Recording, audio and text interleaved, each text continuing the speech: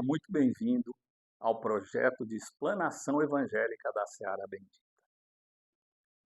O nosso tema de hoje está contido no Evangelho de Marcos, capítulo 4, versículo 22. É uma fala de Jesus, que diz o seguinte: nada há de oculto que não venha a ser manifesto, e nada em segredo que não venha à luz. E o nosso viés de abordagem, no dia de hoje, é acerca da honestidade. Pesquisando sobre a origem da palavra, ou seja, a etimologia da palavra, honestidade é dignidade, é honra, que vem do latim onus, com o sufixo dade, que significa modo de ser ou qualidade. Então seria o modo de ser honrado, de ser digno, de ser verdadeiro.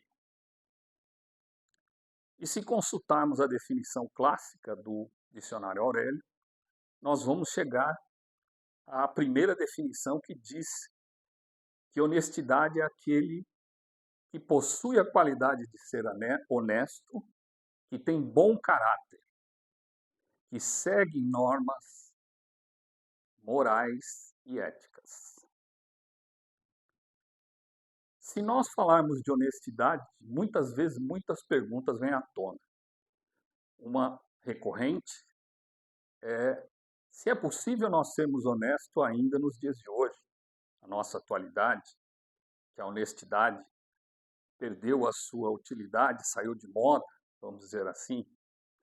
E também uma outra também bastante recorrente, que é se a honestidade é uma qualidade ou é uma obrigação. Vamos refletir sobre isso. Antes de mais nada, é importante pontuar que, como espíritas que somos, o nosso planeta Terra, para muitos de nós, é um planeta escola, é um planeta de aprendizado, é um educandário, é um planeta de trabalho. E nessa condição, nós passamos por diversas situações, por diversas provas, tentações, testes, expiações. E nós também estamos submetidos a determinadas leis. Leis aqui da matéria, mas também leis universais, leis morais, leis naturais, né? E nessa condição, uma situação básica é do respeito aos direitos e aos deveres.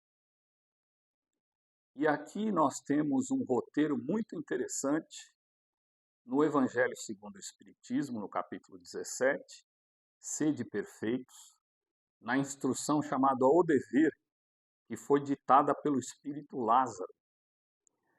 E há duas colocações de Lázaro muito importantes nessa instrução. A primeira é que o direito, ou melhor, o dever, é uma obrigação moral.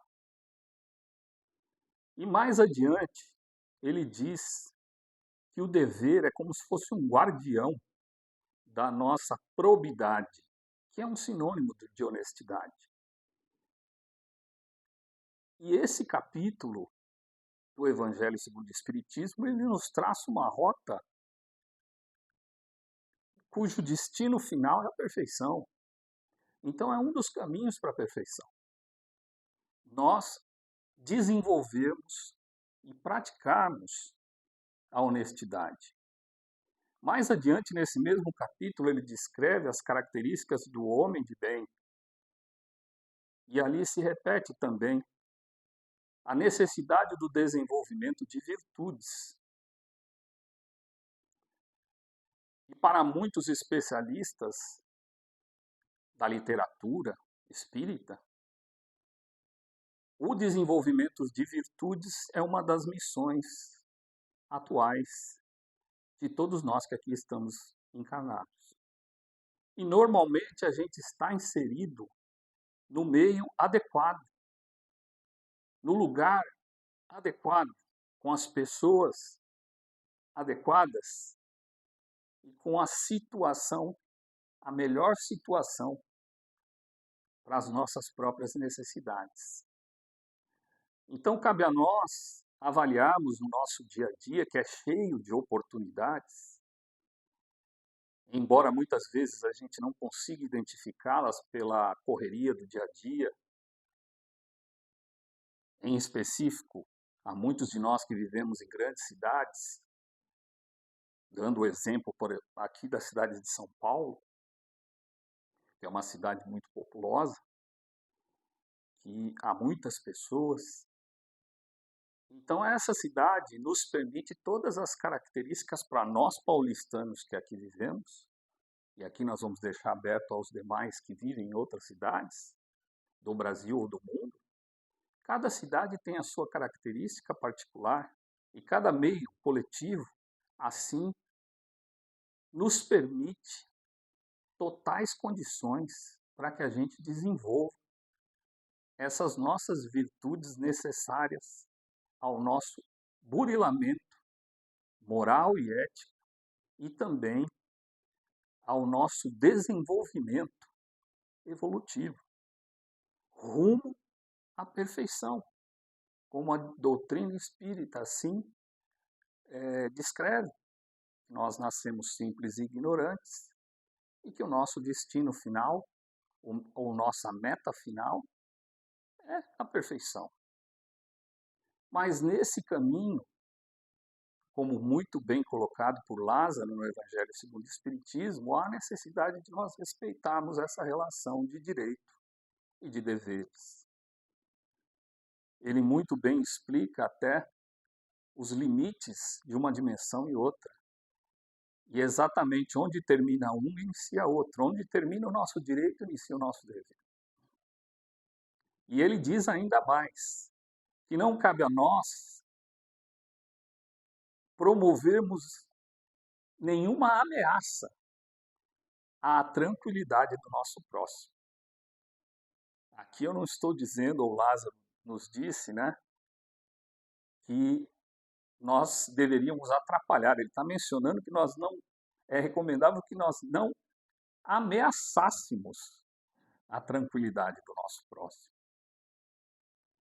É a questão do livre plantio, mas da colheita obrigatória. Aquilo que nós fizermos que viole o direito do nosso próximo, que é o nosso dever, nós assumiremos a responsabilidade das consequências. No princípio da lei de causa e efeito, ou mesmo da lei da física da ação e reação.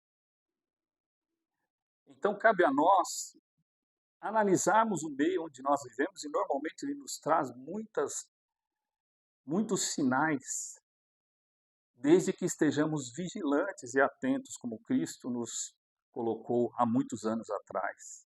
Não vigilante só do ponto de vista de segurança, mas vigilante em relação à identificação das oportunidades. Vejam bem, se nós estivermos, usando mais uma vez aqui o exemplo de São Paulo e das características de São Paulo, das características que nós temos no seio da nossa família, nos nossos círculos sociais e no nosso trabalho. Normalmente, aqueles contrapontos que nos incomodam é um grande convite para que a gente desenvolva uma virtude oposta. Então, se nós estamos, por exemplo, numa cidade que é desonesta, qual é o convite implícito que nos cabe? É do desenvolvimento da honestidade, de nós fazermos a nossa parte, de nós fazermos a parte que nos cabe. Porque ao desenvolver virtudes, a base de toda virtude é a caridade. E a caridade é o amor em movimento. Então, toda e qualquer virtude que a gente desenvolver, nós estaremos ali praticando um teor de amor em determinado grau. Não é? seguindo o preceito do nosso irmão maior, que nos recomendou que amássemos uns aos outros.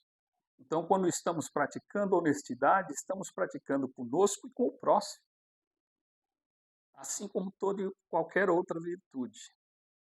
Então, que nós possamos aproveitar o nosso potencial, porque nós somos capazes sempre de fazer mais e de fazer melhor. E nós fomos criados para a felicidade e para a perfeição. Que possamos aproveitar essa grande oportunidade da presente encarnação para entregarmos o nosso melhor, praticando a caridade, exercitando e praticando as inúmeras virtudes que muitos de nós nos planejamos para praticar, para realizar e para trabalhar na presente encarnação. Que Jesus nos dê a força, a lucidez, a clareza mental e nos anime com a sua luz, com seus exemplos e com seus ensinamentos para que conquistemos isso, a nossa felicidade, porque a felicidade é possível ainda que estejamos em ambientes adversos. Que a paz, a luz e o amor do Cristo nos envolva hoje e sempre.